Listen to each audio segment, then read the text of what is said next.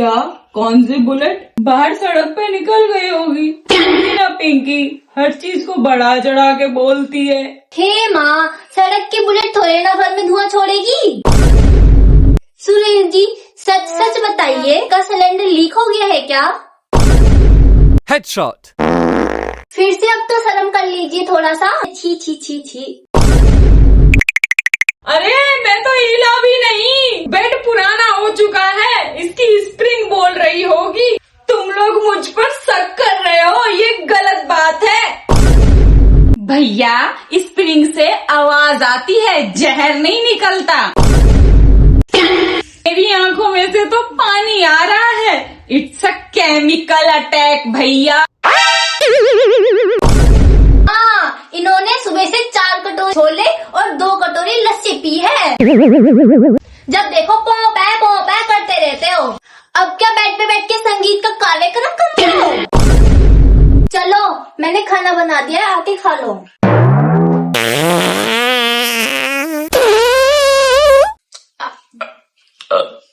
छी छी छी गॉड, ये तो जमीन खिसकाने जैसी आवाज थी। भैया, आपका पेट है या फिर पॉपकॉर्न मशीन? सुरेश जी, अगर अगला धमाका हुआ तो मैं फायर ब्रिगेड को बुला लूंगी। पूरे मोहल्ले में पॉल्यूशन फैला दिया है आपने। तुम दोनों को वहम हो रहा है, मैंने तो कुछ किया ही नहीं। शायद ऊपर वाला पड़ोसी फर्नीचर खिसका रहा है। अब अगर इन्होंने पादा तो अब मेरा बेलन जवाब देगा। अब बोलिए, ये फर्नीचर खिसका या उसी ने पटाखा फोड़ा? भैया, आप तो बार बार धमाका करने वाले निकले। आपके इस बदबू से मेरे बालों का कंडीशनर भी चला गया। इतनी गंदी स्मेल, छी छी छी। अच्छा ठीक है, वो प्रेशर थोड़ा ज्यादा हो गया, लेकिन तुम लोग भी तो देखो, मेरी वजह से मच्छर एक भी नहीं बचा, सब बेहोश होके गिर गए। और अगली बार से आपको जब भी प्रेशर आए, सीधा बालकनी में जाइए और एयर पोल्यूशन वाले कंट्रोल को साइन दीजिए। और प्लीज भैया, एक साइलेंसर लगवा लीजिए पेट में।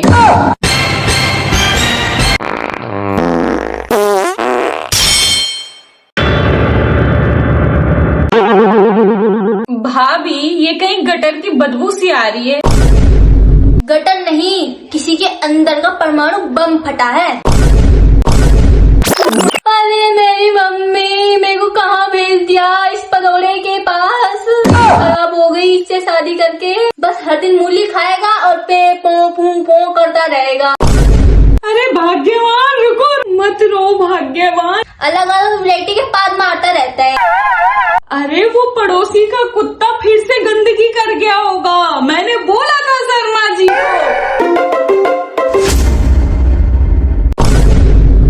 शर्मा जी का कुत्ता तो शिमला गया है घूमने के लिए। ये आतंकी हमला आपके एरिया से ही हुआ है। सुरेश जी, सच सच बताइए, आपने सुबह मूली के पराठे कितने पहन लिए थे? पात के नाक के बाल जला दिए हैं। सुरेश भैया, मेरे डिजाइनर सूट से सड़े हुए अंडे की स्मेल आने लगी है। भगवान। अरे पिंकी, तू तो ऐसे कह रही है जैसे तेरे अंदर से महंगे इत्र निकलते हैं। इंसान हूँ, मशीन नहीं। इंसान नहीं, आप तो कहीं ले जाने लायक भी नहीं हो। आपके कपड़े इतने बदबू मारते हैं ना, धोने का मन भी नहीं करता। अगले महीने मेरी बहन की बेटी की शादी है, अगर आपने वहाँ पे भी शहनाई बजाई तो हम कहीं मुंह दिखाने लायक भी नहीं रहेंगे। अरे वो तो गलती से साइलेंट मोड के बजाय लाउड स्पीकर पे निकल गया। वैसे भी डॉक्टर कहता है पेट साफ रहना चाहिए। पेट साफ करने के लिए पाउडर खाइए। भैया, मैंने तो सुना था लोग दिल जीतते हैं और आप फेफड़े जला रहे हैं। ये हवा नहीं थी, ये तो धरती का बढ़ता तापमान था, जिसमें आपका योगदान था। छी छी छी छी छी। अच्छा ठीक है, गलती हो गई, अब क्या फांसी चढ़ाओगे? फांसी नहीं, अगले 3 दिन तक आपको दलिया मिलेगा। नो पनीर, नो मूली, नो राजमा। दलिया वो तो बीमार लोग खाते हैं भैया, और जो आपने किया वो एक जहरीली गैस का युद्ध है, आपको तो जेल होनी चाहिए। ठीक है, नहीं पाद रहा मैं अब अगर पाद दिया तो मुझसे बुरा कोई नहीं होगा।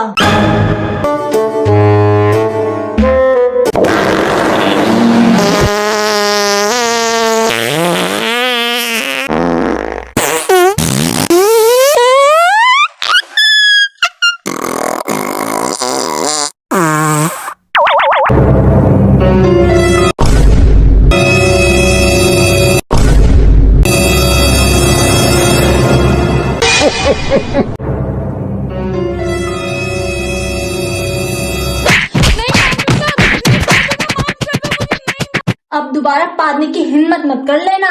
नहीं पादूंगा, अब नहीं पादूंगा। पाद के पूरे फेफड़े नाक सब जला दिए, पे पे कर रखे। मैं तो जा रही हूँ अपने घर, पादते रहो यहाँ पे पदोड़े कहीं के। पादना भी इस दुनिया में पाप है, कभी नहीं पादूंगा मैं, कभी नहीं पादूंगा। खून नहीं पादूंगा, कभी नहीं पादूंगा मैं,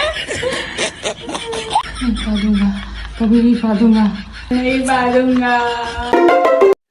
दोस्तों, बीवी के सामने और बहन के आगे पाद रोकना और बॉर्डर पर दुश्मन को रोकना दोनों नामुमकिन है।